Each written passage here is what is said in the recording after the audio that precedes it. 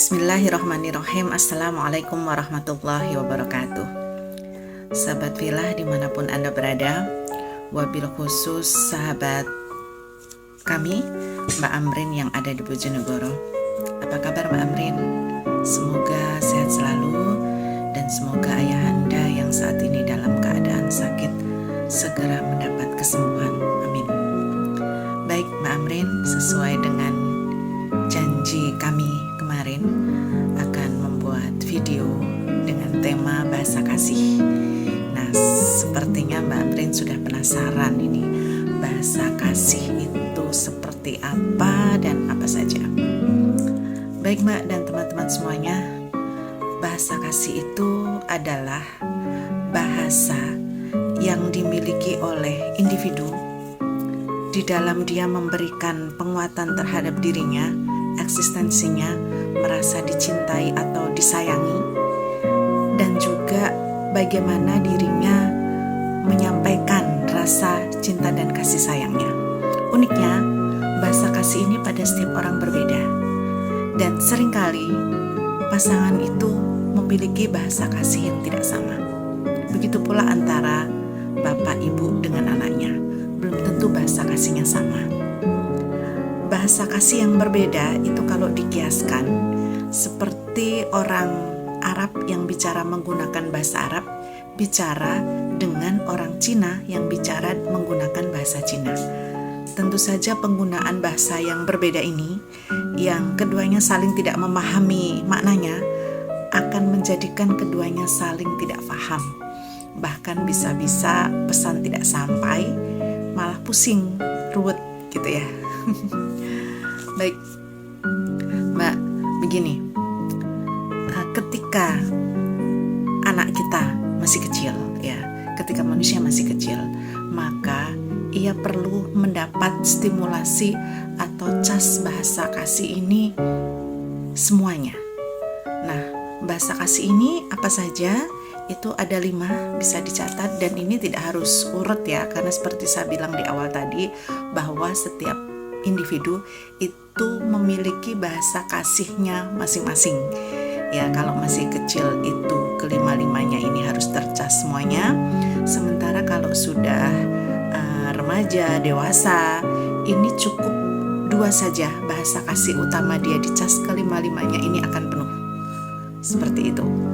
Nah, bahasa kasih itu bahasa untuk menunjukkan rasa kasih sayang ya, cinta, itu ada 5. Yang pertama, pujian. Itulah kenapa hampir semua orang menyukai pujian, karena pujian ini salah satu dari bentuk ungkapan rasa cinta dan bisa menimbulkan rasa disayangi, rasa dicintai gitu ya, pujian. Nah, yang kedua, sentuhan.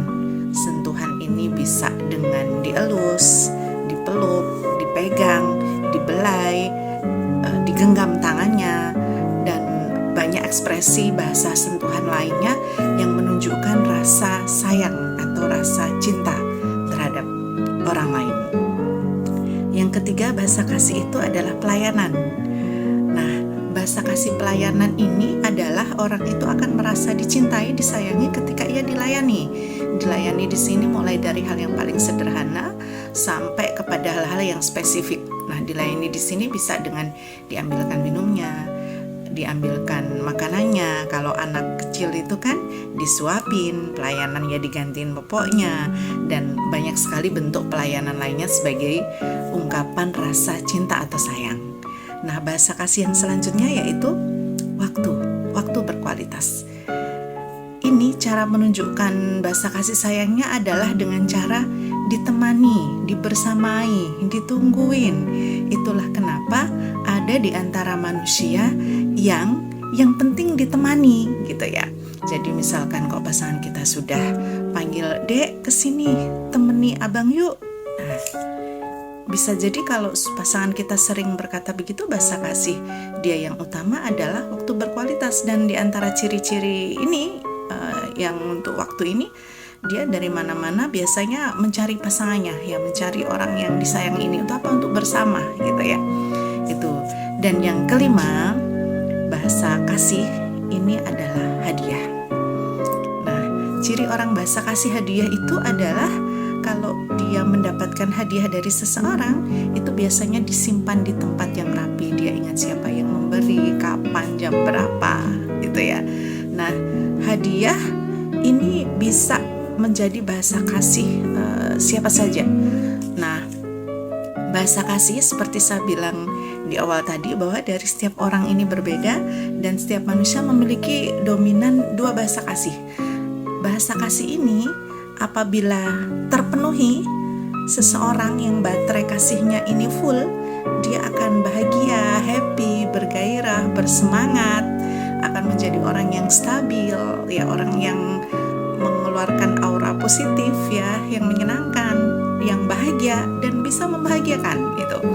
Nah, kalau indikasi dari lovebird atau baterai kasihnya ini sedang kurang gitu ya, baterai kasihnya sedang lowbat, itu indikasinya biasanya uring-uringan, suka marah-marah nggak jelas, kemudian perasaan tingkah negatif lainnya, dan perilaku-perilaku buruk yang ditunjukkan oleh orang yang kita sayang atau di sekitar kita, bisa jadi itu menunjukkan kalau baterai kasih sayangnya sedang lowbat. Maka waktunya untuk dicas gitu ya. Nah, untuk mengetahui diri kita, pasangan kita, anak-anak kita bahasa kasihnya itu apa, amatilah, perhatikanlah apa yang sering dilakukan. Jadi misalkan suami kita waktu dia bersama kita, ya, awal-awal bersama kita, dia sering buatkan kita minum, membuatkan kita makanan. Nah, lalu semakin kesini kok tidak lagi seperti itu, misalnya seperti itu ya, itu bukan berarti dia nggak lagi sayang, nggak. Waktu awal-awal itu dia ingin menunjukkan bahwa kalau dengan aku itu seperti ini loh, layani aku seperti ini gitu, supaya dia merasa dicintai. Dan begitu pula lah cara dia menunjukkan cinta atau kasih sayang. Nah, uniknya memang hampir setiap orang itu yang secara umum ya, itu menganggap bahwa apa yang dia rasa dalam menunjukkan atau dalam merasa dicintai, disayangi, itu pula yang dia kira dialami oleh orang lain. Itulah kenapa terjadi miss itu di sini. Jadi misalkan begini, pasangan kita ini memiliki baterai kasih yang dominan itu adalah pelayanan, dan kemudian bahasa kasih yang berikutnya adalah sentuhan misalkan ya. Nah, ini bisa mengamati semua pasangannya masing-masing ya, mana yang lebih sering ditunjukkan perilaku menunjukkan kasih sayang dari pasangan kita. Nah, pasangan kita yang bahasa kasihnya misalnya pelayanan dan juga sentuhan, maka dia akan lebih merasa dicintai ketika dia dilayani dan mendapatkan sentuhan dari orang yang dicintainya gitu. Sementara istrinya misalkan ya, nih istrinya bahasa kasihnya adalah kata-kata pendukung atau pujian dan juga hadiah, seperti itu.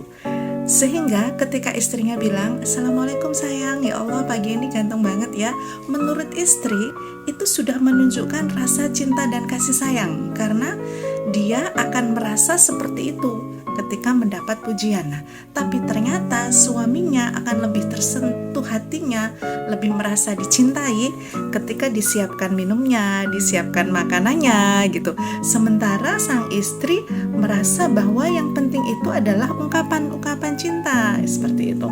Nah, ini kalau tidak ketemu kan bisa menimbulkan miskomunikasi gitu ya. Saling merasa tidak dicintai. Kenapa? Karena yang ditunjukkan sebagai bentuk rasa cinta dan kasih sayang ini berbeda. Bahayanya apabila baterai kasih sayang ini lowbat di rumah dan yang ngecas orang di luar rumah, maka disitulah bisa terjadi perselingkuhan. Nah, ini kalau untuk pasangan kita. Nah, mari kita amati diri kita, pasangan kita, dan anak-anak kita sama. Anak kita yang suka nungguin kita, bisa jadi bahasa kasih utamanya adalah waktu berkualitas. Maka ketika anak-anak menunggui, senanglah bilang terima kasih ya sayang sudah menunggui Umi. Nah, jangan sampai ketika anak kita nungguin kita, sana bubuk sana, kok nungguin, ayo istirahat. Nah, padahal sebetulnya dia sedang ngecas. Nah, seperti itu Mbak Amrin, teman-teman semuanya. Untuk sharing lebih lanjut, kita bisa di lain kesempatan. Semoga kali ini cukup sebagai pembuka dan sebagai awal pemahaman untuk selanjutnya aplikatif masing-masing. Kita koreksi, kita kuatkan, dan kita refleksi. Terima kasih, mohon maaf atas segala kekurangan. Sampai ketemu di momen selanjutnya. Wassalamualaikum warahmatullahi wabarakatuh.